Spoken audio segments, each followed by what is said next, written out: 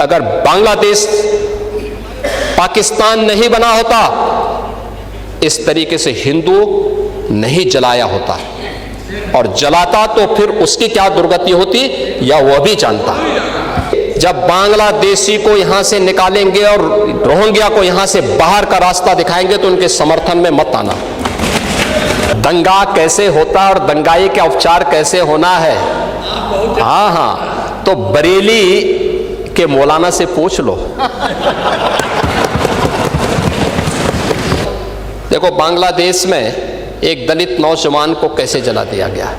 आप लोग गाजा पट्टी में होने वाले किसी भी उस पर आंसू बहाते हैं, लेकिन आपकी जबान से एक शब्द नहीं निकल रहा है, क्योंकि एक दलित नौजवान मारा गया बांग्लादेश में, और उस नौजवान के मरने पर आपकी जबानें सिल चुकी हैं, क्योंकि आप उसको केवल वोट बैंक के रूप में इस्तेमाल करते हैं।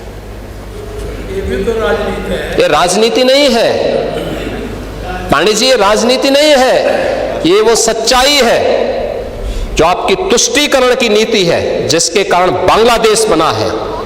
अगर बांग्लादेश पाकिस्तान नहीं बना होता, इस तरीके से हिंदू नहीं जलाया होता, और जलाता तो फिर उसकी क्या दुर्गति होती या वह भी जानता। ये सुरक्षा की गारंटी, वहां मारे जा रहे हैं हिंदू, आप लोग नहीं बोलेंगे। एक कैंडल मार्च निकाल के चलते हैं गांजा के मुद्दे को लेकर के, लेकिन पाकिस्तान और बांग्लादेश में हिंदू मारा जाता है तो आपके मुंह बंद हो जाते हैं, क्योंकि मरने वाला हिंदू है, दलित है, आप बोलेंगे नहीं। और यही सच्चाई है। निंदा प्रस्ताव पारित होना चाहिए, और ये प्रस्ताव नेता विरोधी दल की तरफ से आना चाहिए। इस घटना की हम भर्त्सना करते हैं और बांग्लादेश सरकार को इस बात की चेतावनी देता हूं, और इसीलिए हम कह रहे हैं, नोट करना, ये चीजें होनी चाहिए, और हमारा भी प्रयास होना चाहिए।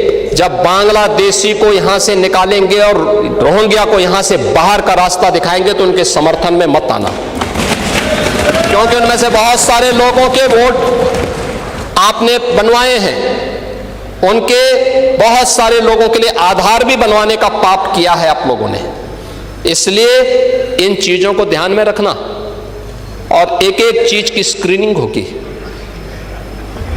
बहुत प्रभावी कार्रवाई करेंगे। हमारे ही देश में रह करके हमारे लोगों के खिलाफ अपराध, और वहां पे निर्दोष हिंदुओं पर अत्याचार करोगे, निर्दोष सिखों पे अत्याचार करोगे, ये स्वीकार्य नहीं हो सकता है। और यही आप करते हैं। आपके समय में थानों में भय पलता रहा, अपराधी और माफिया आपके खास रहे। ये बात आपकी सरकार के समय की कानून व्यवस्था से चरितार्थ होती रही है, लेकिन आज प्रदेश के अंदर कोई वो नहीं। देखो, बहुत स्थिति आपके समय में था कि वो, यानी जाति के नाम पे बांटो, भाषा और क्षेत्र के नाम पे लड़ाओ, तुष्टीकरण को बढ़ाओ, अराजकता और बेमनस्यता पैदा करो, यही तो कर रहे थे।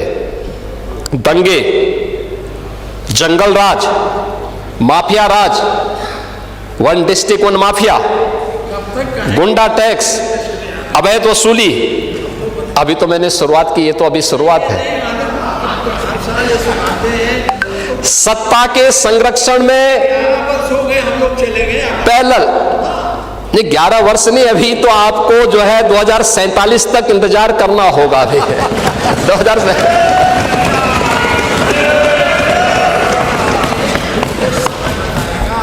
चाहे जो कहिए, आज यानी उस समय हरेक तबके में असुरक्षा का वातावरण था। प्रदेश की छवि अराजकता की थी, अस्थिरता की थी, और आज रूल ऑफ लॉ आज यूपी के अंदर है। कोई सांप्रदायिक दंगा नहीं है। दंगाई, ओह दंगा कैसे होता है और दंगाई का उपचार कैसे होना है। हाँ हाँ, तो बरेली के मौलाना से पूछ लो। अब यहां न कर्फ्यू है न दंगा है, अब यूपी में सब चंगा है।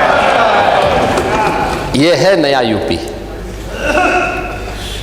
महोदय, हम लोगों ने पुलिस की अवस्थापना, यानी अगर भर्ती की है, उनकी ट्रेनिंग अच्छी की है, तो उनकी अवस्थापना सुविधाओं को बढ़ाया है। अब खपरेल के बैरक नहीं है, आप किसी भी जिले में जाएंगे जो सबसे हाई राइज बिल्डिंग होगी वो यूपी पुलिस की कार्मिकों के लिए बैरक होंगे। आखिर वो सभी नौजवान तो यूपी के अंदर के ही रहने वाले हैं, किसी न किसी के परिवार के होंगे सदस्य। ये मानवीय संवेदना का भाव पहले था, आज नहीं है। आज उनके साथ वही सद्भाव के साथ, सम्मान के साथ सरकार व्यवहार करती है।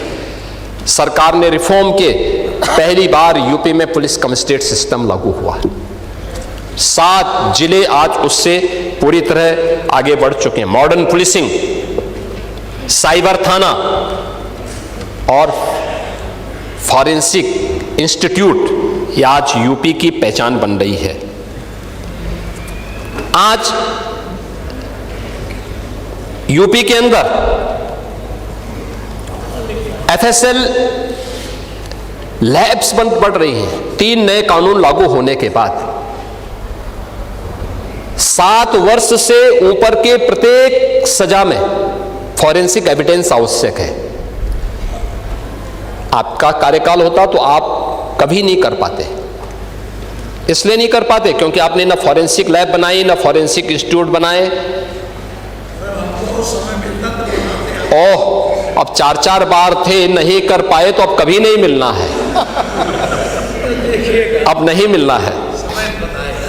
चलिए, ईश्वर करें आप स्वस्थ रहें ये सब देखने के लिए, आप स्वस्थ रहें देखने के लिए कि फिर से सपा को उधर बैठना पड़ेगा और सपा को बैठना ही नहीं पड़ेगा, उस लायक भी रहती है कि मुख्य प्रतिपक्षी दल बना रहता है कि नहीं रहता है, ये इसमें मुझे संदेह लगता है। लेकिन आज यूपी के अंदर 12 एफएसएल लैब ये बी ग्रेड की बन चुकी हैं। 6 अन्य एफएसएल लैब्स बन रही हैं। हर जिले में 2 फॉरेंसिक वैन हम उपलब्ध करवा चुके हैं एविडेंस कलेक्ट करने के लिए, और इस पर कार्य हो रहा है। सेफ सिटी के लक्ष्य को हमने प्राप्त किया है, इस पर कार्य हुआ है।